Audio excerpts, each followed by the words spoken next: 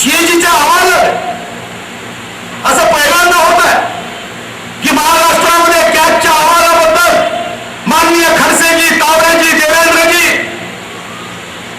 कॅगच्या अहवालाबद्दल जी काही टिप्पणी मंत्र्यांवर केली त्याबद्दल मंत्र्यांना उत्तर मागत होते. मंत्री उत्तर देणे तर सोडा, असं पहिल्यांदा घडत होतं की मंत्री सांगत होते की कॅग नावाची संस्था सीएजी बरखास्तच केली पाहिजे. सीएजीने काय दिलं तर नारायण राणे यांनी शिक्षण संस्थेसाठी जमीन घेतली, तिथं विवाह मंडप आणि सभागृह सुरू केला आणि तिथं ज्या जमिनीवर विद्यार्थ्यांना शिक्षण द्यायला हवं म्हणून जमीन घेतली, त्या जमिनीवर आता विदेशी दारूच्या पार्ट्या आणि श्रीमंताच्या लग्नाचे पार्ट्या सुरू आहे. हे नियम बाह्य आहे असं म्हणणारी सीएजी संस्था बरखास्त करा, ही भूमिका आपल्या राज्याचे मंत्री घेत आहे. एकीकडे शरद पवार साहेब सांगतात की महाराष्ट्रामध्ये उद्योग येत नाही. कधी दुष्काळासंदर्भात राज्य प्रशासन ढिम्म असेल तर आमचे पवार साहेब सांगतात की राज्यपाल दोषी आहे. अरे अधिकार तुमच्या हातात आणि राज्यपाल दोषी कसे आहे? उद्योग येत नाही, राज्य बरोबर चालत नाही असं तुम्हाला वाटत असेल तर तुम्ही सत्तारूढ पक्षाचा फायदा घेत सत्तारूढ पक्षाचे विरोधी पक्षनेते होण्याचा प्रयत्न करू नका. जर तुम्हाला या महाराष्ट्राच्या जनतेची चाड असेल, लाज असेल तर राजीनामा द्या आणि काँग्रेसच्या सत्तेच्या बाहेर पडा, तर तुमचं खरं प्रेम आहे. अन्यथा हिंचं पुतना मावशीचं प्रेम आहे हे लोकांपर्यंत पोहोचवण्याची जबाबदारी ही भारतीय जनता पार्टीच्या कार्यकर्त्याची आहे. नक्षलवाद वाढ, गडचिरोली, चंद्रपूर, गोंदिया, भंडारा त्या जिल्ह्यातून मी येतो. निवडणुकीसाठी लोकशाहीच्या मार्गाने उमेदवार फॉर्म भरू शकत नाही. इथं गडचिरोलीचे काम करणारे आपले नेते अशोक नेते आहेत. जे पदाधिकारी निवडून आले, पंचायत समिती सदस्य झाले, जिल्हा परिषदचे सदस्य झाले, नक्षलवाद्यांनी सांगितलं की ताबडतोब राजीनामा द्या. सभापती, जिल्हा परिषद सदस्य, पंचायत समिती सदस्य यांना राजीनामे द्यावे लागतात कारण त्यांचा सरकारवर विश्वास नाही, मात्र नक्षलवाद्याच्या धमकीवर मात्र विश्वास आहे. कुपोषण वाढलं, बेरोजगारी वाढली आणि इथं सरकारचं हे पाप थांबत नाही.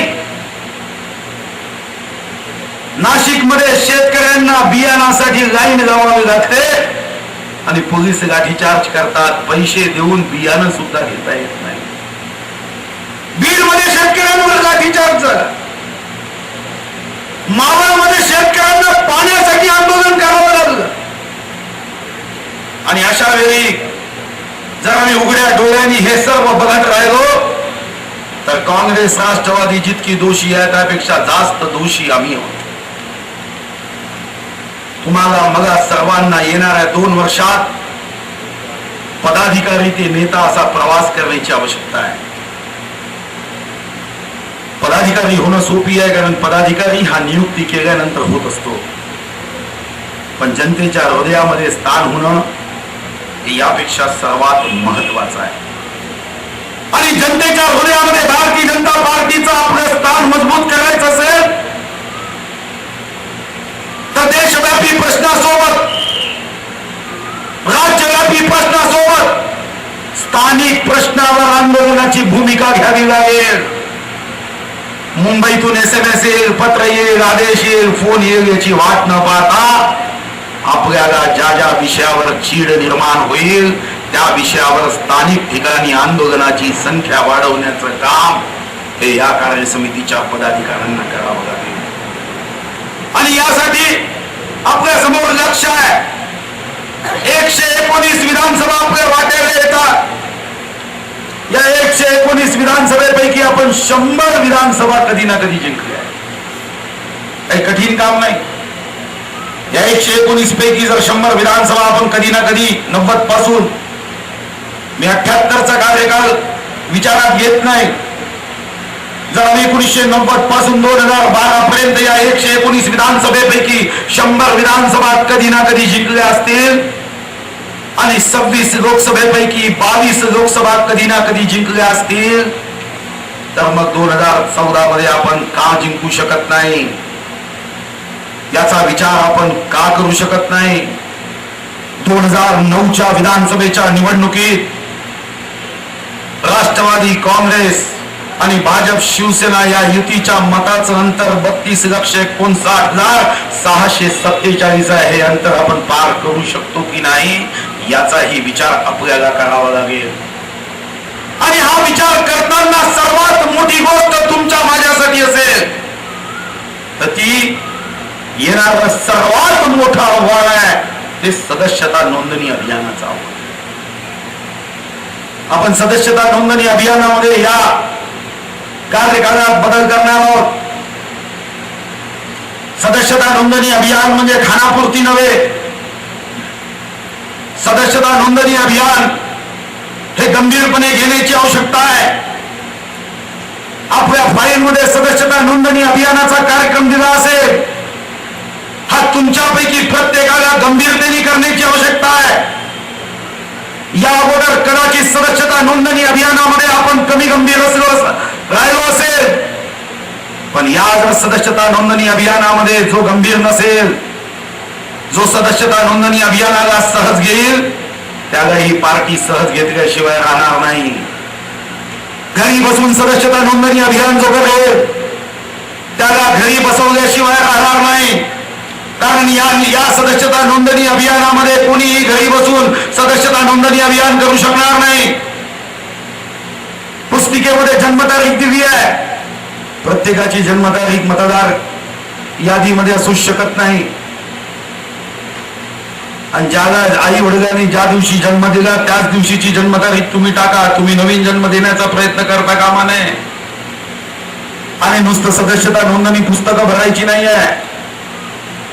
आपण सॉफ्टवेअर विकसित केलं आहे. प्रत्येक जिल्ह्याला 5 संगणक 5 ऑपरेटर सदस्यता नोंदणी अभियानाची सदस्यता नोंदणी करण्यासाठी आपण काम दिलं आहे. आपल्या जिल्ह्यामध्ये सदस्यता नोंदणी अभियानासाठी 5 संगणक घेऊन 5 ऑपरेटर तुमची वाट बघत असणार आहे. ज्या दिवशी जितके सदस्य तुम्ही नोंदणी कराल त्या सारी नोंदणीची माहिती ही मुंबईमध्ये येणार आहे. आणि आपण निर्णय केला आहे की जो पदाधिकारी सदस्य करणार नाही तो पुढच्या कार्यकाळामध्ये पदाधिकारी होऊ शकणार नाही.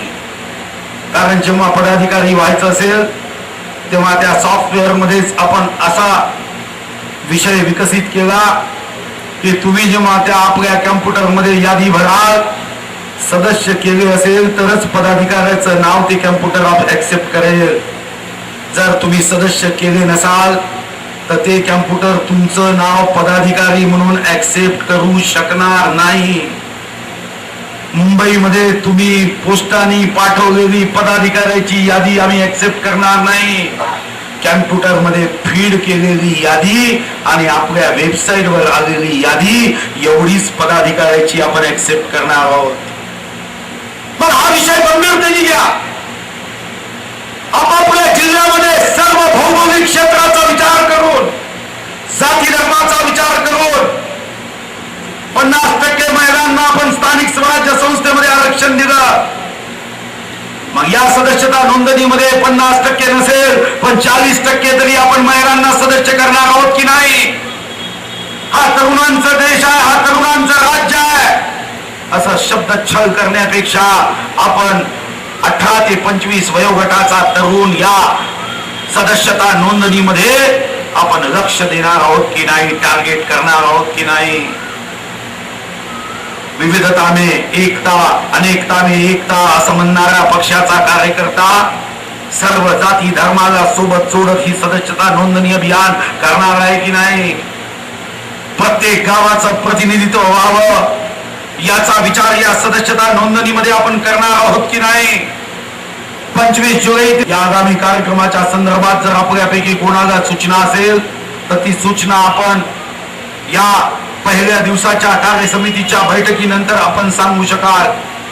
पण उद्या आपण या संदर्भातला आगामी कार्यक्रम आपल्याला देणार आहोत.